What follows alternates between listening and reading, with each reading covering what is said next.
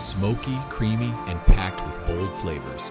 Today, we're making Thai red curry with grilled chicken and kabocha squash. If you're tired of bland takeout, this is the recipe that'll change the game. The grilled chicken adds a fire-kissed twist to this classic Thai dish, and the sweet kabocha squash balances out the heat perfectly. Let's fire up the grill and make some magic.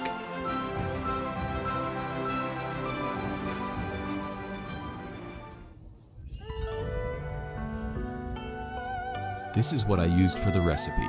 2 cups of kabocha squash, 3 cups of coconut milk, 3 tablespoons of red curry paste, 2 pounds of boneless, skinless chicken thighs, 1 cup of chicken bone broth, 1/4 cup of fish sauce, divided, 2 to 3 tablespoons of palm sugar, 1 cup of Thai basil leaves, 1/2 a red bell pepper, a small knob of ginger, and 2 garlic cloves.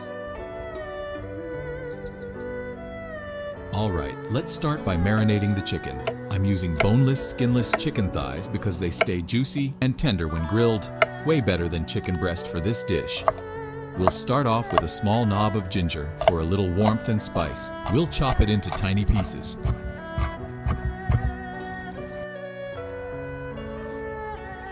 Next, grate in 2 cloves of garlic. This is gonna give it that punchy aroma.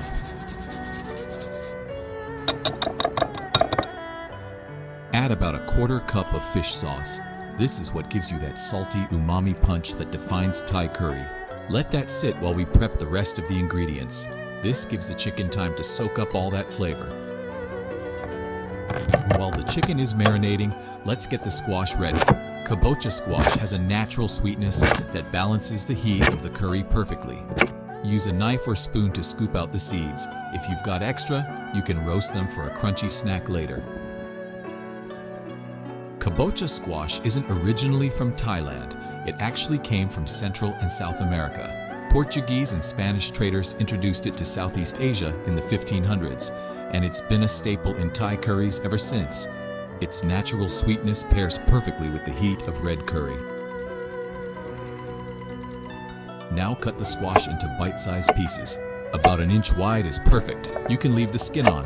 It softens as it cooks and adds a nice texture. Next up, let's prep the bell pepper. I'm using a red one for color, but you can use any mild pepper you like. I like to slice down the sides first, following the natural curve to separate the flesh from the core. This way, you can avoid the seeds and get nice even pieces. Now, slice the pepper into thin strips, julienne style. Now, time to grill this chicken. Lay the chicken down, and you should hear that sizzle right away. That means the grill's hot enough to give you a nice sear. Let it cook for about 3 to 4 minutes. You want to get those dark, crisp grill marks. That's where the smoky flavor comes from. Now flip it over. Look at that color. That's exactly what you're looking for. In Thailand, chicken thighs are the go-to for curries because they hold up better to simmering and absorb more flavor from the sauce. Grilling isn't traditional for red curry, but that smoky, charred flavor adds a whole new layer of complexity to the dish. You won't get this from just simmering the chicken.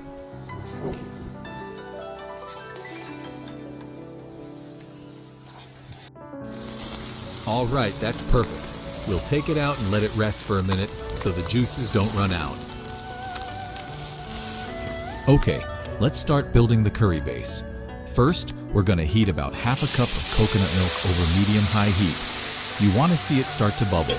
That's when it's ready for the curry paste. Now add about 3 tablespoons of red curry paste.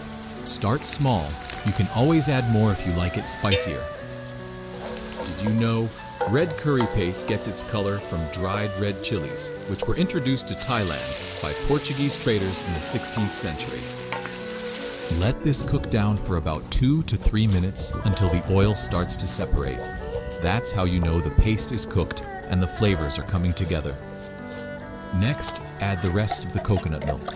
This is going to give the curry that rich, creamy texture. We'll let this simmer for a couple of minutes. Coconut milk has been a key ingredient in Thai cuisine for over 1,000 years, and it is the heart of many Thai curries. Its natural sweetness balances the heat from chilies and gives Thai curries that signature silky texture. Now we'll cut the chicken into bite-sized pieces, perfect for soaking up that curry sauce. Make sure to cut against the grain to keep it nice and tender. Keeping the pieces even makes for better presentation and uniformity in every bite. Now add in the grilled chicken. That smoky flavor from the grill is going to give this curry an extra kick of depth. Next up, palm sugar.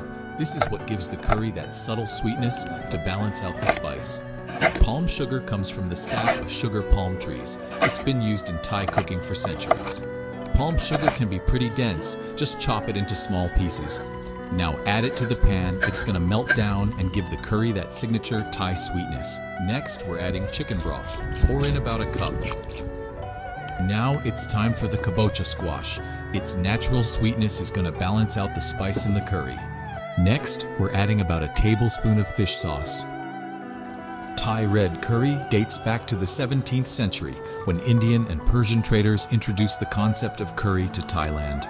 Add the peppers during the last 5 minutes so they keep their color and crunch. And toss in the Thai basil. That fresh, slightly sweet aroma is what takes this curry to the next level. I'll plate this in a rustic bowl, and jasmine rice on the side is perfect for soaking up all that rich curry. And there it is, Thai red curry with grilled chicken and kabocha squash. That balance of heat, sweetness, and umami, that's what makes Thai curry so addictive. And if you're craving more smoky, spicy flavors, hit that like button and subscribe.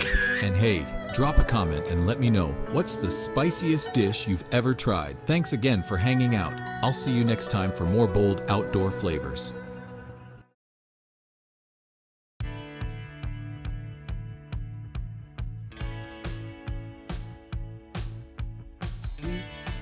It's really good.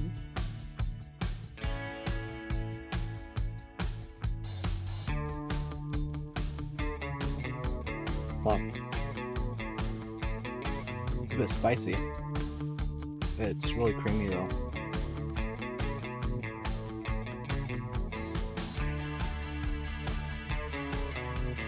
Really good.